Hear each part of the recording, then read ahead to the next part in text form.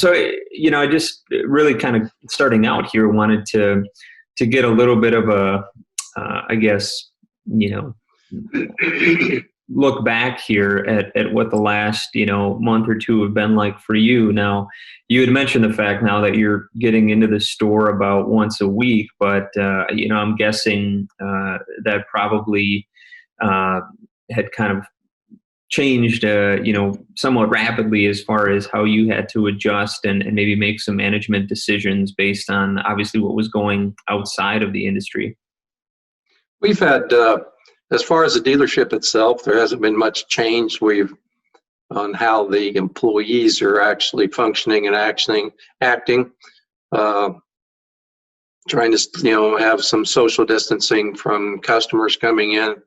The walk-in business has slowed down, but our shop has actually been very busy.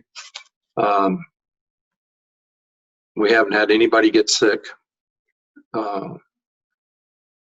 I took my stimulus check that the government sent me and cashed it and gave it to the employees up there just for showing up.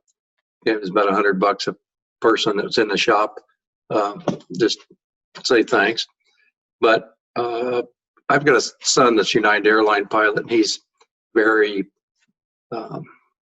scared of the virus and bringing it home. And he has instilled some fear in the rest of the family. And my wife, which probably rightfully so, doesn't want me staying in a hotel. And that's what I do when I go up to the store. Typically, I'd go up on a Tuesday and stay Tuesday night, maybe Wednesday night. I'm out of season on the farm. And I haven't done that since this, last 2 months.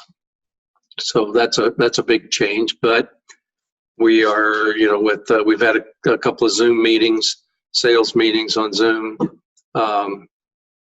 We've had some management meetings. We did get together for a couple of management meetings at the store, where normally that's a weekly or every other weekly deal. We haven't done near as much of that. Or I haven't been included in a lot of that. We did the Zoom deal, which I'm not so sure what percentage of the market Zoom has now, but just right at the beginning of this, on national TV, they promoted Zoom. I'm not sure who paid who for that one, but it's worked really well too. And as you know, you can get 15 people on the screen if you want to. And that's what we did last week. I think there was 8, but that worked really well. That's a big change. And I tried to, I guess I was missing it because we were trying to do this 3 years ago, and we just couldn't get a platform that seemed to work well. I can't think of the name of it, but one of my sons uses it, the Google answer to it, and FaceTime, and we just couldn't get it to work like we wanted to. And here's Zoom, and it just pretty much works perfect if you've got some speed. And we were trying to do that, like I said, 3 years ago. I just couldn't get it 2 years ago. Last year, we started digging into a couple of things that kind of worked. And Zoom has pretty much taken over what we're doing. We have had a couple of meetings with clients over Zoom. I think it's going to be a bigger piece of everything we do in the future. We're developing, we've got a small online catalog, and we're adding to that. My wife's retired now as an English teacher, and she used to do the yearbook years ago. And her and our office manager working back and forth developing a print version for a catalog. And something that we're going to do this summer, whether you call it a dog and pony show or a rodeo or whatever, since we don't know that the Maggie show is going to happen. It's on now. I talked to Gene Payne here the other day about it, and it is on at the moment. But everything in Illinois, with our governor and the way he's doing things, it's tougher here to do a lot of things. I think they said the state parks were closed, or state-owned properties were closed the rest of the year. Well, they're starting to open some state parks on a limited basis, so I'm not sure what that means. But we just don't know.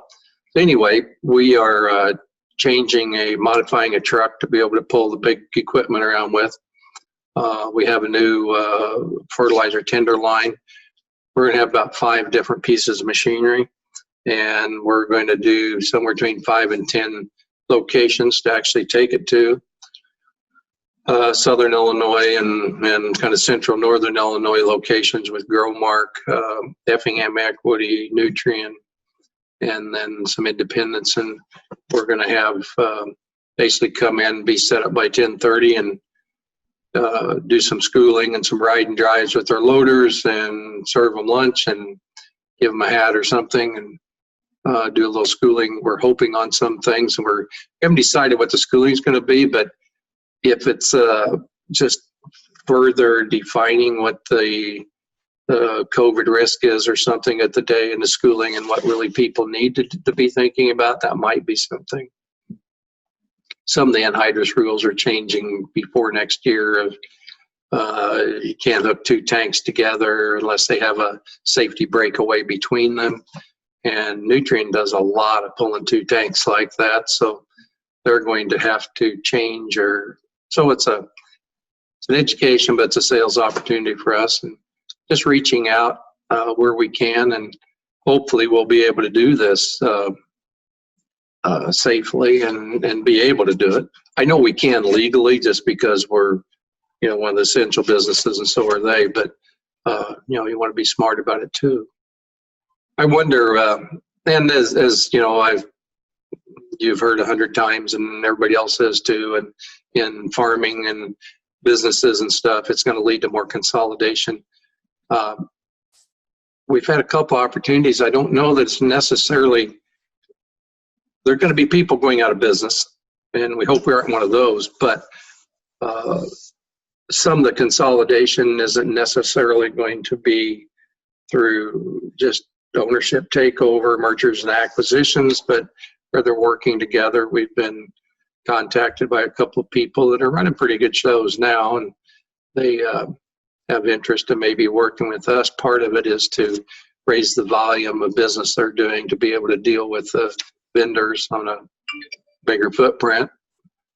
That's part of the reason, but getting a larger group of like-minded people, or some that have maybe a little bit different strengths, and increasing your geographic area. One of the people we've talked to does some bigger equipment than we do. It's not available to us, and if we were actually working with them, we would have some availability of that to our sales force. But we do some things that they don't do too, and some of the custom builds and things we do, they don't do that very much, and that would be a strength we would bring to them. And I think more things like that are still a natural progression of the way we do things in the United States, or whatever, whatever you want to call it. But I think it's just going to be more of it, and maybe not. I guess I haven't seen anything other than like the Zoom that's really been available. It's just blown up now, of new technologies that are creating new opportunities, as versus to just accelerating what's already happening, it appears to me. That's an interesting point you make about maybe some of those opportunities, those partnerships or acquisitions that maybe have been kind of on the back burner, not necessarily given any serious thought by ownership or other dealers or companies, that now maybe have become a little more real, or are getting a little bit more of a deeper look into seeing if certain things make sense. One, like you said, given out of the economic realities, but also thinking about maybe where there's some of those voids within a business, that there's some natural fits there for people that had kind of wondered, well, is this a direction I want to go? Is this something we need to add? Is this the company we want to be working with? It sounds like that's something certainly with not necessarily a smaller business, but a business that, like Linco, that, obviously has certain areas that it excels in, does very well. You mentioned, some of the larger equipment or things that, other people don't offer that you guys do. And if there is a fit or an opportunity there to kind of expand or build on that, is this kind of a culture that might be more conducive to that? Yeah, I think so. Again, I think just the situations are accelerating the change. it's something that's been coming and happening. I was looking at the large John Deere dealership in our area, and they have on their website, they talk about their history and their growth and their gross sales now. And when I did a little math on it, we're not too far off of being what one of their average location grosses, which I just didn't, sitting back and thinking, it's, these guys are huge. They have 22 stores. If you divide their gross income by 22 stores, your average store, we're not too far away from that. And we don't sell we do sell $500,000 products, but a couple of them a year. We don't sell combines and $400,000 to $500,000 combines and tractors. And you think, okay, we sell $400,000 sledge trucks, and this year we're going to sell 2. So I'm kind of wondering, some of those stores, even though they cover the large geographic area and their margins are pretty good in their parts and stuff. We had a part for our planter the other day that we have to have a discussion with our dealer about.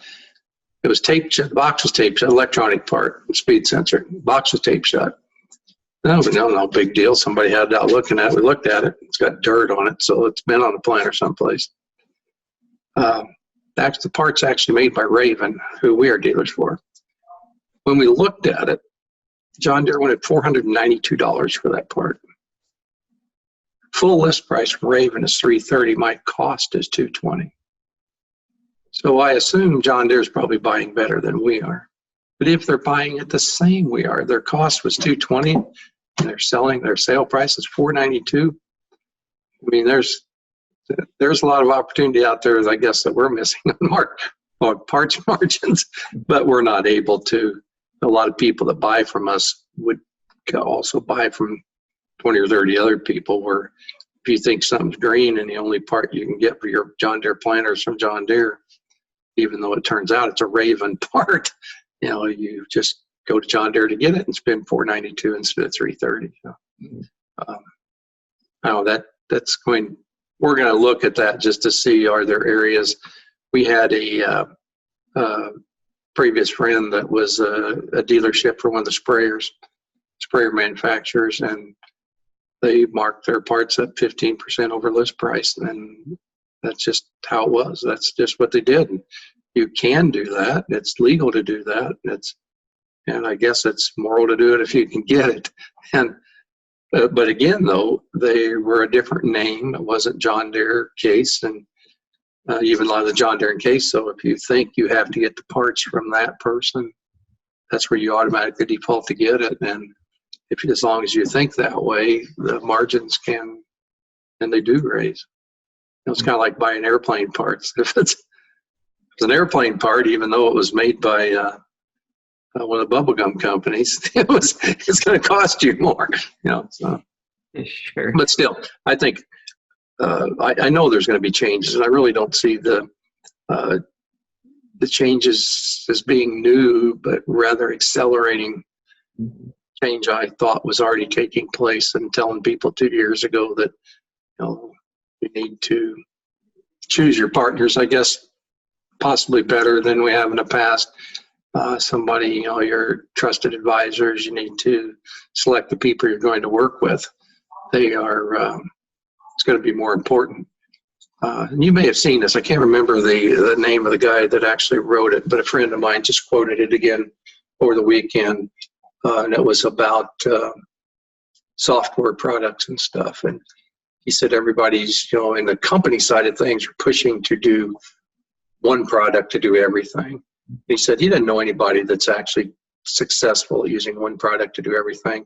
Usually it's one or two or three that they put together to get all the answers they need. And I guess I think that in my experience in working with my own farm and clients that I know, there's almost nobody doing a good job by themselves of running a farm and getting the software. They're either hiring somebody to do a portion of it, or they have enough a large enough operation, the economics just allow them to have somebody in house that's part of their job. It's, scrubbing the data and then making sense out of it. So is that a change? Not really. It's just accepting the fact that I need to do this, and if I need to do it, I need help. To me, the guys that are smart enough to do it all by themselves, they probably don't have time to do it all by themselves. Skip, a couple of years ago, you spoke very candidly and eloquently at the Precision Farming Dealer Summit just about some of the leadership lessons and strategies that you try to implement day to day, year to year at the dealership. Was just curious, thinking about the current environment that the industry is in. What's one piece of advice you would have for dealers from a management standpoint that they should be thinking about or doing, right now, as far as an opportunity to potentially better their business or, maybe insulate it or prepare for what's coming next? And again, this can be based on kind of your experience here and some things maybe you guys have learned here, whether it's the last few months or even prior to then. We've recently have a new hire that has built good relationships with his clientele over the years. And we are in the process of basically making part of his job as a sales manager's job. And I guess, again, it's, you've heard me say this before, where we can't teach passion.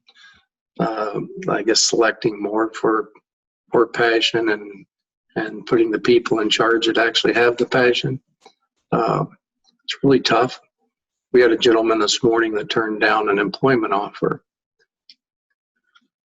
partially because of money. And he thought, well, this isn't something that he thought he's going to do long term. When he applied for the job, this is what he wants to do. He thinks he'd be really, really cool to be in the precision sales and service, but mostly sales side of things, and that's the employment offer. We made him an offer, but you can't come in with almost zero experience of what we're doing and get an offer that, in our case, I expect to have to pay somebody enough to eat, pay the rent, things like that. It's up to them to succeed. So we have commission. That's part of our package. We offer, insurance and vehicle, and we cover all the expenses that a person has and hopefully pay them enough to eat on. But if you're going to succeed, it's up to you. Maybe possibly along the HR side of things is trying to get the expectations set up front. We're doing a better job of that today, as versus to trying to hire the right person that's on fire and pat them on the back and here's the tools, tell me if you need anything, go kill the bear. We need to have more continuing education, and we're doing a better job of that too. But I think just I guess team effort, but that hiring for passion is a more important thing for us. There are a few more people that are probably, if they're dissatisfied with what they're doing, some people seem to be popping up as other dealerships change what they're doing, or some fail, some consolidate. And consolidation, usually there are people available through that. They either don't like the new guy or the new guy doesn't like them, and which also means you need to be pretty selective. But I guess that thing, that I said in Indy and stuff about also part of it, I think, of hiring for passion, that hire slow, fire fast. I've never been good at that. We're pretty much the other way around. If I'm impressed with you, I'll offer you a job pretty quick. And then I give you way too long to do your job. We're trying to change that. That's something else. And I've been told, and you probably heard this too, that you're doing yourself and the employee a favor if you get rid of them sooner than later if it's not working. They need to find something that in our case, it's the people that don't work out or people that don't seem to be enjoying their job or they don't have the passion for it. That's a reason why we have to do a better job of hiring a person that wants to do their job, has a history of doing their job, has a passion for doing it. Just like, you in the editorial type of things, watching you work and stuff like that. You enjoy what you're doing. That doesn't look like somebody beat you up to come to work today, and you don't have that attitude either. And we need to find people that have that attitude and passion for our business also. That's a real struggle. So I don't know if there's any one like, this is what everybody needs to do. I don't have any answers like that. Sure. One, and I know that's probably difficult because you're right. Circumstances differ. People situations are different. Their comfort level is certainly different. So thinking about the other side of that, though, and again, you spoke on this at the summit as well about obviously, some of the benefits, the progress, comes out of making mistakes or things that you tried and failed at. But what, based on your experience, is something maybe you wouldn't advise dealers to do at this point in time? What's something that maybe they should be avoiding, or, again, in your case, maybe something you have avoided or didn't and learned something from it? Blind expansion. We did a lot of that farming stuff early in the years, and this business, a little bit of that, but you need to make sure that everything you do makes economic sense and that there's a comfort level to everybody involved. And again, at the conference, it's the mistakes you make and stuff, and there are so many things. And I think that was I tried to drive the point home at the conference. Implementation is such a big failure for virtually everybody I know. Either on a small scale or a large scale, you're not implementing things that would be better, or be better for the people, or better for the business, better for yourself. Some things are just tough to do, to implement, even though we know they're the right things to do. For might be economic reasons, you don't have another $1 million to implement this program and hope that it works. But there are we make little steps, little chisels at things all the time. Piece of the pie. It's not a grand slam, but it's another first base hit. Adding one thing or adding another, or schooling somebody on this, or schooling. We have champions in our business now. Caleb Stahl's our OP champion for the grain management stuff. Andy Waters as our precision champion. Thomas Pajak is our equipment champion now. We're NGM right now. Van Dane is now our Walinga champion. So we've got trying to have an expert in-house at the major things we do. They're the only person that gets credit, but everybody sells all the equipment. Our precision people sell everything, but when there's an issue or a problem, we're trying to figure something out, we've got a champion in-house to go to, which is also what the vendors would like us to do. They don't like to get a conference, a support call on everything that happens from everybody.